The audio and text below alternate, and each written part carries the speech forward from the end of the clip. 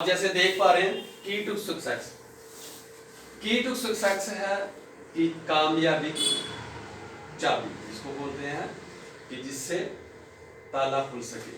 वो अगर हमारे पास कुंजी है तो हम उसी से ही ताला खोल सकते हैं। शार्प वर्क का मतलब है स्मार्ट वर्क। ये जो आज की ट्रेनिंग चल रही है एक किस्म का चाकू में धार लगाने वाली बात।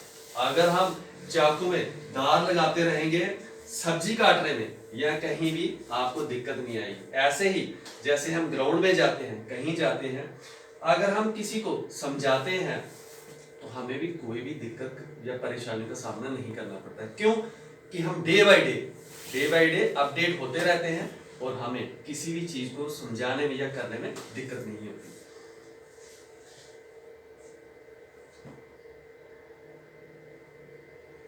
आगे बात करें फॉलोइंग दी पाथ, रास्ता। इसमें यह समझाया गया है जैसे ये रास्ता बना हुआ है आप देख पा रहे हैं इसमें सीढ़ी बाई सीढ़ी है 1 2 3 4 5 6। ऐसे फर्स्टली जब आपने इस पे चढ़ना है तो पहले क्या रखना है, पेशेंस रखना है, धैर्य रखना है। कहीं आपने देखे होंगे और इससे चढ़ने से पहले ही पेशेंस खो देते हैं, धैर्य खो देते हैं। इसको मेंटेन रखना है। अगर धैर्य आपने रख लिया तो जिंदगी में आप सक्सेस की सीढ़ी पे चढ़ पाएंगे और कहीं ना और फेल नहीं हो सकते कभी। सेकंड आता है एटीट्यूड। एटीट्यूड आपका दो प्रकार रहता है, नेगेटिव और पॉजिटिव। हमें हमेशा पॉजिटिव एटीट्यूड रखना है। पॉजिटिव एटीट्यूड इसलिए रखना है कि इस जो आप इस पाथ पे चल रहे हैं, इस रास्ते पे चल रहे हैं, उस पे आपका पॉजिटिव एटीट्यूड होना बहुत जरूरी है। आगे आता है टीचेबिलिटी। देखिए सीखने की कोई उम्र नहीं होती। मैं अपनी बात बताऊं, मैं अभी रिटायरमेंट होके जो ग्रेजुएशन की है तो कहीं ना कहीं दुनिया बोलती है कि हमारी तो उम्र हो गई है। उम्र से कोई लेना देना नहीं रहता, आप किसी भी उम्र में सीख सकते हैं। तो इसका मतलब टीचेबिलिटी।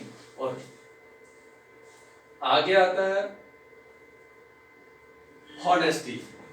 ये सबसे जरूरी है। हॉनेस्टी आप किसी भी अपना फील्ड में कहीं भी जा रहे हैं, किसी से बात करें, हमेशा ईमानदार रहें, ईमानदारी से बात करें। और कोई भी चीज बताते हैं हमेशा ईमानदारी से बताते हैं। और ईमानदारी हर जगह काम आती है और ईमानदारी के रास्ते पे चलो।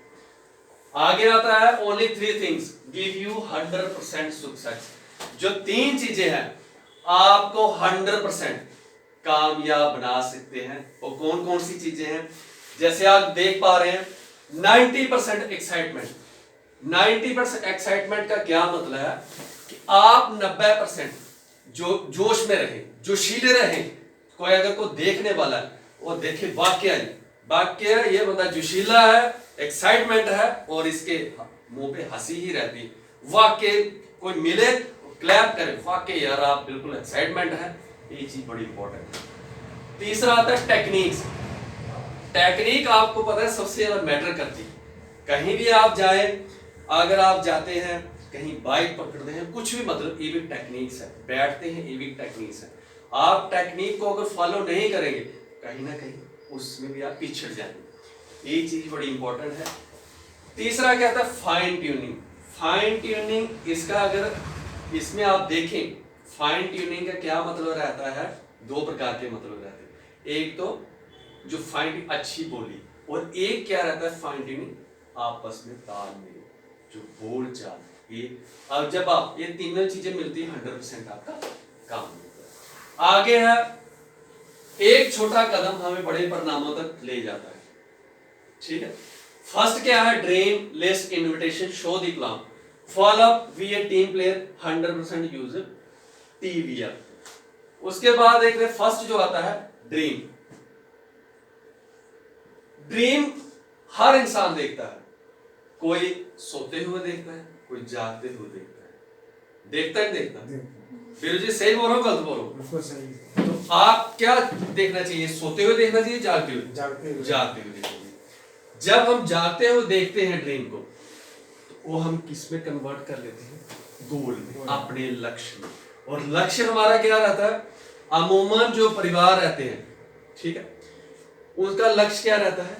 एक बड़ी गाड़ी, ठीक है, बड़ी गाड़ी जिसे ख्वाहिश रहती है अपने माँ बाप, बाल बच्चा जो सुख सुविधा में रहे, वो क्या रहता है? ड्रीम गोल में कन्वर्ट करना। उसके बाद क्या रहता है? बंगला रहता है। भाई हर आदमी की ख्वाहिश रहती है बंगला हो, अपना बढ़िया बंगला हो। उसके बाद क्या है? फॉरेन, ठीक है, हवाई यात्रा, ये चीजें बड़ी इंपॉर्टेंट। अपने लक्ष्य के लिए ईमानदार बनिए, अपने लक्ष्य को इतना मजबूत बनाइए कि कोई भी आपकी दिशा को ना बदल सके।